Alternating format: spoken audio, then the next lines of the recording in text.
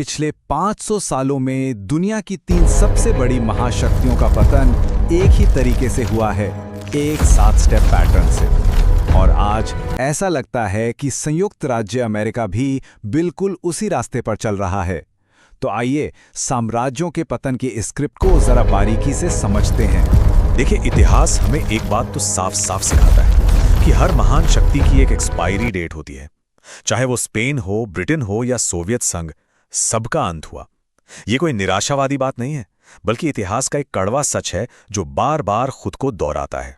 तो आखिर वो कौन से 7 चरण हैं जो एक सुपर पावर को उसके अंत की ओर धकेलते हैं? चलिए इस पैटर्न पर एक नजर डालते हैं, क्योंकि यही वो रोड मैप है जो हमें स्पेन से लेकर सोवियत संघ तक के पतन की पूरी कहानी समझाएगा। आज हम सबसे पहले पतन के इस पैटर्न को समझेंगे, फिर एक एक करके स्पेन, ब्रिटेन और सोवियत संघ के केस स्टडीज को देखेंगे, और फिर आखिर में हम ये समझने की कोशिश करेंगे कि ये सब आज अमेरिका के लिए क्या मायने रखता है। पता है, सुपर पावर्स का पतन अक्सर जंग के मैदान में नहीं होता। इसकी शुरुआत तो चुपके से उनकी बैलेंस शीट में होती है। ये एक तरह की आर्थिक थकावट है जो तब शुरू होती है जब कोई साम्राज्य अपनी हैसियत से कुछ ज्यादा ही फैल जाता है। और यहीं से कहानी का पहला चरण शुरू होता है, मिलिट्री का जरूरत से ज्यादा विस्तार। जब कोई महाशक्ति अपनी आर्थिक और मानवीय ताकत की सीमाओं को लांघकर फैलने लगती है, तो असल में वो अपने पतन का चक्र खुद ही शुरू कर देती है। हमारी पहली केस स्टडी है स्पेन, दुनिया की पहली सच्ची ग्लोबल सुपर पावर। नई दुनिया से मिले सोने और चांदी ने उन्हें यूरोप का बैंकर बना दिया था। लेकिन मजे की बात यह है कि यही दौलत आगे चलकर उनके पतन की वजह भी बनी। स्पेन का पतन कोई एक दिन में नहीं हुआ, ये एक सदी तक चलने वाली धीमी प्रक्रिया थी। सोचिए, 4 महाद्वीपों पर सैन्य खर्च ने उनकी आधी से ज्यादा कमाई खत्म कर दी। इसका नतीजा दिवालियापन और कर्ज का एक ऐसा सिलसिला जो कभी खत्म ही नहीं हुआ। चांदी की दौलत ने उन्हें आलसी बना दिया था। उन्होंने खुद कुछ बनाना बंद कर दिया और सब कुछ बाहर से मंगाने लगे। और फिर जैसे ही चांदी की खदानें सूखने लगीं, उनका पूरा का पूरा सिस्टम ही ढह गया। 8 बार, सिर्फ एक सदी के अंदर स्पेन ने 8 बार खुद को दिवालिया घोषित किया। यह नंबर हमें बताता है कि उनका इकोनॉमिक मैनेजमेंट कितना ज्यादा खराब था। वो एक ऐसे गहरे जाल में फंस चुके थे जहां से निकलना नामुमकिन था।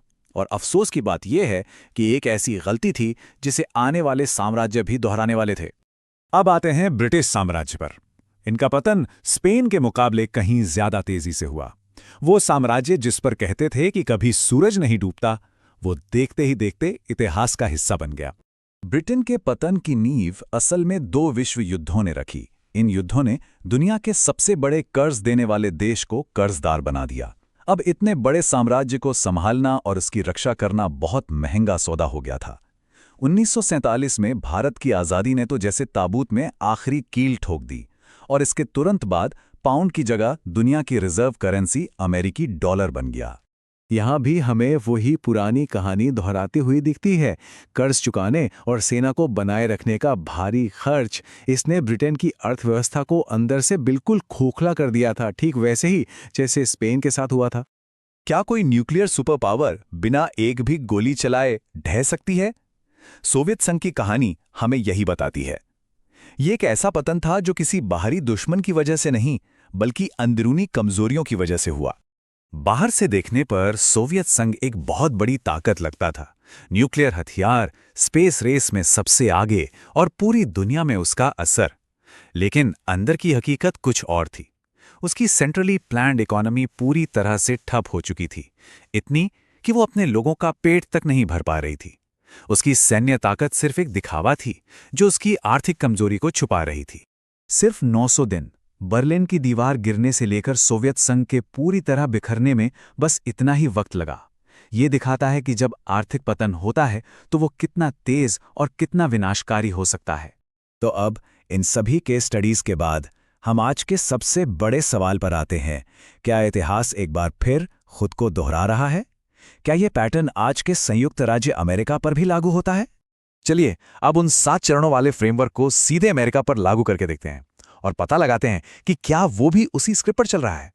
चलिए सीधे सीधे तुलना करते हैं। पहला, मिलिट्री ओवर एक्सटेंशन। जैसे स्पेन 4 महाद्वीपों पर लड़ रहा था, आज अमेरिका के 80 देशों में 750 से भी ज्यादा सैन्य अड्डे हैं। फिर आता है कर्ज का जाल। जैसे ब्रिटेन युद्ध की वजह से कंगाल हो गया था, अमेरिका का राष्ट्रीय कर्ज जीडीपी का 118% तक पहुंचने वाला है। अब देखिए प्रोडक्शन कैपेसिटी का नुकसान। जैसे स्पेन चांदी के इंपोर्ट पर निर्भर था, वैसे ही अमेरिका आज एक्सपोर्ट से कहीं ज्यादा इंपोर्ट करता है।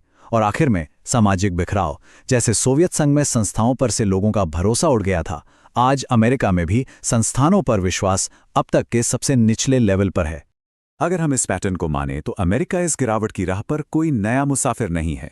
वो 7 में से 5वें चरण पर खड़ा है, ठीक उसी जगह जहां सोवियत संघ अपने पतन से कुछ साल पहले था। लेकिन रुकिए, क्या गिरावट का ये रास्ता पत्थर की लकीर है? क्या इसे बदला नहीं जा सकता? यहीं से डिक्लाइनिज्म यानी पतनवाद पर बहस शुरू होती है। तो सवाल ये उठता है कि क्या इतिहास एक तयशुदा ब्लूप्रिंट है जिसका होना तय है, या फिर ये सिर्फ एक चेतावनी है जिससे सबक सीखा जा सकता है? क्या अतीत भविष्य को तय करता है या उसे बदला भी जा सकता है? एक दिलचस्प बात यह भी है कि अमेरिका के पतन की भविष्यवाणियां कोई नई नहीं है। 1950 के दशक से लेकर आज तक कम से कम 3 बार ऐसा हो चुका है जब एक्सपर्ट्स ने अमेरिका के अंत की घोषणा कर दी थी, और हर बार वो गलत साबित हुए। और ये हमें एक बहुत जरूरी विचार की ओर ले जाता है। शायद पतन कोई भाग्य नहीं है, बल्कि एक विकल्प है। ये उन फैसलों का नतीजा होता है जो कोई देश लेता है, और अगर ये फैसले बदले जा सकते हैं तो शायद भविष्य भी बदला जा सकता है। तो हम इस सवाल के साथ अपनी बात खत्म करते हैं। क्या ये ऐतिहासिक पैटर्न एक ऐसा नियम है जिसे तोड़ा नहीं जा सकता, या फिर अमेरिका के पास अभी भी एक अलग रास्ता चुनने का मौका है? इतिहास हमें चेतावनी तो देता है, लेकिन क्या वो हमारा मुकद्दर भी लिखता है? इसका जवाब तो शायद आने वाला वक्त ही देगा।